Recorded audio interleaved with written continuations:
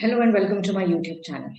Today we are going to talk about teenagers and the way they express or their expressions. Let's learn more about the teenagers' expressions. More often, as parents, we are not able to understand the expressions of our teenagers.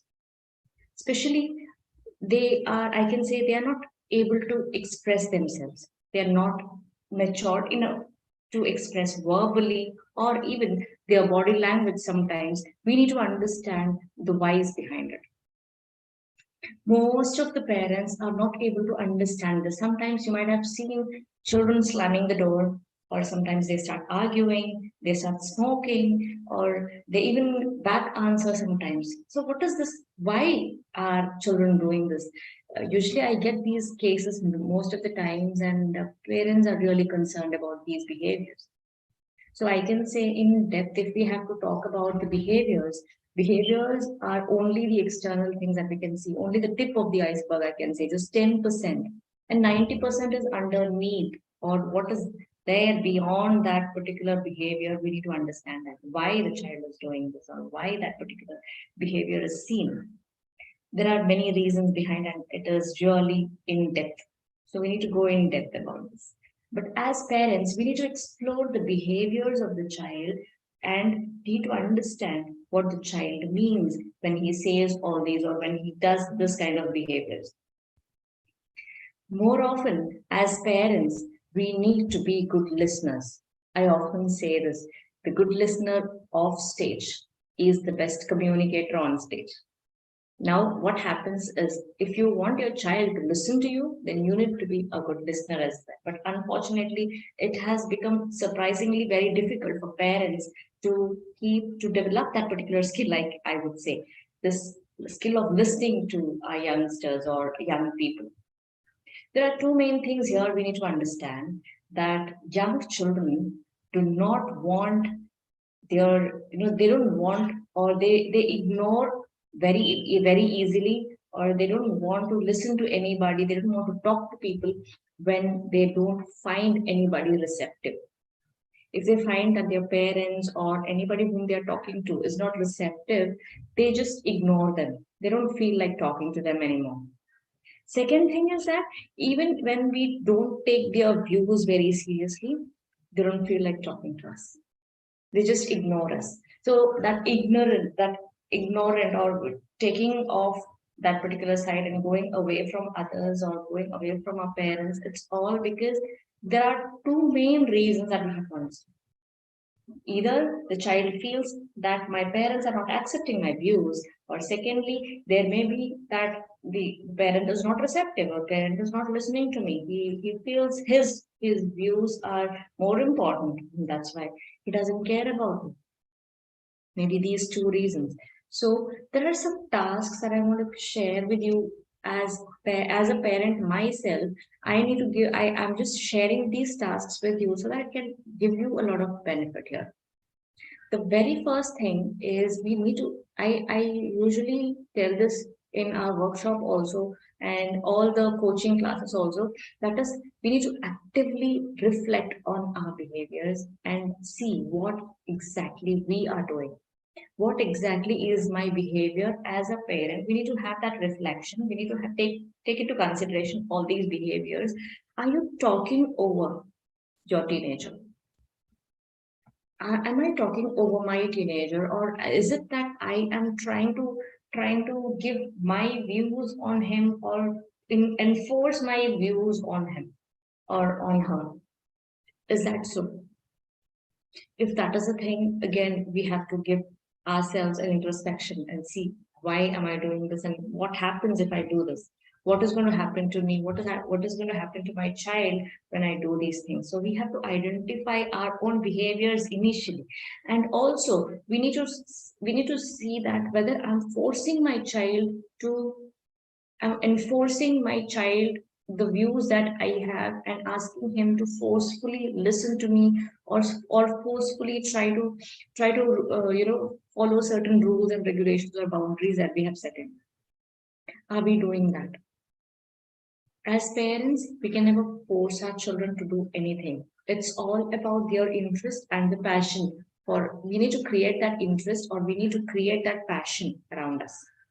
And also notice whenever they are in need of our attention. When is that they need our attention? We need to consider this also. Listen to what your parents are talking. That is usually what happens is, I'm sorry, listen to what your teens are talking. That is when the teen is rightly talking, try to talk to you, try to understand it. We need to understand as parents, what is it that we have to talk about? Or is it a point to argue? And also this particular thing, when I'm telling you all these tasks, it helps them to show how respectful you are towards your teenager. This gives a lot of impact in their intellectual growth and their mindset. It's very important as parents to do all these things. Researchers have asked once about, they have went and asked the teenagers, what exactly is that you don't like about your parents more? So that is what the first thing that they said is, we are not respected, we are not valued, and we are not understood by our parents. The very first thing that they said. The second thing is, they think us to be the set of negativity, or we are a pile of negatives. That's what people think about teenagers. That is the second notion that they had regarding parents. And the third thing is, they treat us like kids, and we don't like it. So teenagers psychology says that they don't like to be heard as kids, or they don't like if anybody talks themselves, telling them about that they are kids, or you are a child, you're not supposed to do these things. So all these things they don't like. Above all, we need to have that positive attitude towards our children now, because this is something very important as parents. All they need is value, their care, significance that we need to give them. It's very important as parents. So let us be mindful about this. Sometimes kids say some words which we feel, we take into consideration, and we feel very hurt sometimes. Like, I don't like you, I hate you, I feel I should be with my peers or my friends. So don't get hooked with all these words or all these things, because they're not able to express. They don't know how to express verbally. We need to understand the whys behind it, why the child is doing this, and then consider those points to be important and have a conversation. Have an open-end communication. That is yes and no communication. Try to do that as much as possible. Try to go in depth and try to figure out what answers you can get out of this particular thing. So expressing sometimes to be like an adult is one of the signs that they want to show that I'm a grown-up child anymore. Or smoking sometimes, they start picking up quarreling sometimes from maybe quarreling with elders or adults, or giving back answers, trying to make others feel that yes, I'm grown up. I'm not a child anymore. I can smoke. I can argue with adults. I can talk to adults. All these things. So never overreact, I mean to say, when children are doing all these things. It's very important for us to be mindful about all those gestures and why the child is doing this. So let us take into consideration some tips that I want to give you at the end. Acknowledge the feelings of the child. I understand. I feel that you are a little upset today, or you're angry today. Can we talk about this? So when you start saying that, the child feels, yes, my mom is able to understand me, or she's seen that she's seen my feelings, or she's able to feel my own emotions. And that conversation, you can pick up that conversation and move ahead and try to give some solutions to that without having any judgment. I mean to say here, we don't want to give them any kind of advice.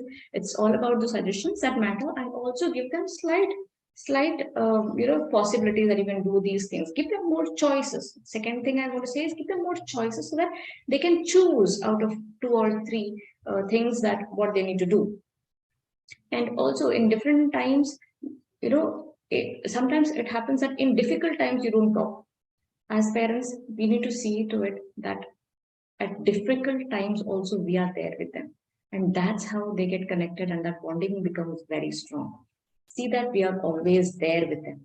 Ask them open-ended questions, yes or no questions, because see that it doesn't come across any interrogations. That is very important.